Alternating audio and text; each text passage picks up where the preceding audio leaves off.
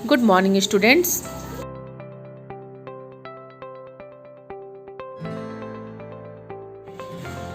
बच्चों, आज हम पढ़ेंगे विलोम या विपरीतार्थक शब्द। विलोम का अर्थ है उल्टा। उल्टा अर्थ बताने वाले शब्दों को हम विलोम कहते हैं। आइए इसकी व्याकरणिक परिभाषा को देखते हैं। विलोम शब्द की परिभाषा है किसी शब्द का विपरीत यानी कि उल्टा अर्थ देने वाले शब्द को विपरीतार्थक या विलोम शब्द कहते हैं। जैसे पाप का पुण्य, सुख का दुख।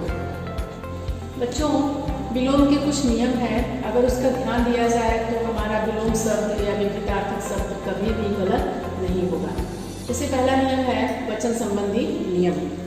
यदि एक वचन का विलोम शब्द है तो एक वचन में ही लिखा जाएगा, और अगर विलोम शब्द बहुवचन शब्द है तो उसका बहुवचन में ही हम उसका विलोम शब्द लिखेंगे।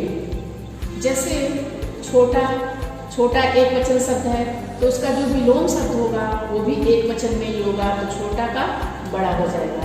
छोटे ये बहुवचन शब्द है तो इसका जो विलोम शब्द होगा वो भी बहुवचन में होगा, इसे छोटे का बड़े।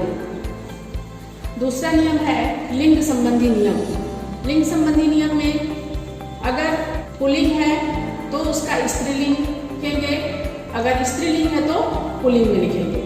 तो जैसे देखिए, लड़का है तो लड़की, पिता है तो माता, भाई है तो बहन, गायक है तो गायिका।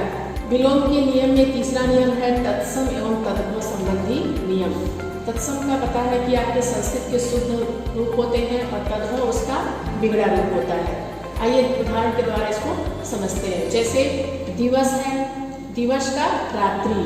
दिवस यहाँ पर देखिए तत्सम शब्द है यानी संस्कृत के शुद्ध शब्द है। यहाँ रात्रि उसका जो विलोम शब्द है ये भी संस्कृत के शुद्ध शब्द है यानी कि तत्सम शब्द है। तो अगर हम यहाँ पर तत्सम शब्द है तो उसका जो विलोम हम लिखेंगे वो भी तत्सम ही लिखेंगे।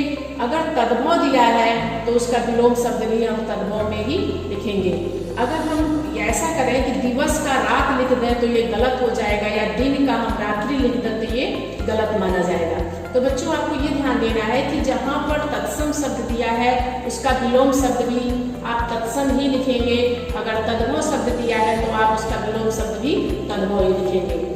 देखिए, जैसे दिवस है तो रात्रि, दिन है तो रात, अंधकार का विलोम शब्द होता है प्रकाश, इसलिए तत्सम शब्द है। अंधेरा का विलोम शब्द होता है उजाला, ये देखिए तद्भव शब्द है। जन्म का होता है मृत्यु, ये तत्सम शब्द है। और जीवन का होता है मरण, ये तद्भव शब्द है। तो इस वाले में आपको ये ध्यान देना है कि जहाँ तत्सम हो वहाँ तत्सम शब्द का ही प्रयोग करें, जहाँ पर तद्भव शब्द हो वहाँ पर तद्भव शब्द का प्रयोग करें। बच्चों, विलोम के नियम में चौथा नियम है उपसर्ग संबंधी नियम। कुछ विलोम शब्द उपसर्ग की तरह भी होते हैं। जैसे देखिए, दुर्गम का विलोम शब्द है सुगम, जिसमें दुर्गम में दुर उपसर्ग लगा है, सुगम में सु उपसर्ग लगा है। दुर्गम का अर्थ होता है जहाँ पहुँचना कठिन हो, और सुगम का अर्थ होता है आसान, यानी कि जहाँ पहुँचना आसान हो। आमिष का विलोम होता है निरामिष। आमिष में देखिए आ उपसर्ग लगा है, निरामिष में निर उपसर्ग लगा हुआ है।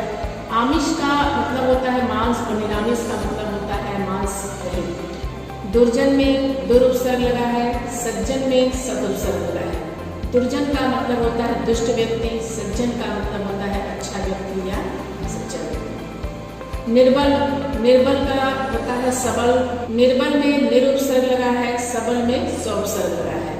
निर्बल का अर्थ होता है कमजोर और सबल का मतलब होता है बल सहित। तो बच्चों, एक चीज आपको और ध्यान देना होगा विलोम में। अगर आपको किसी शब्द का विलोम नहीं आ रहा है तो पहला जो शब्द दिया है उसका अर्थ निकालिए और फिर उसके बाद उसका विपरीत अर्थ सोचिए कि उसका विलोम क्या होगा।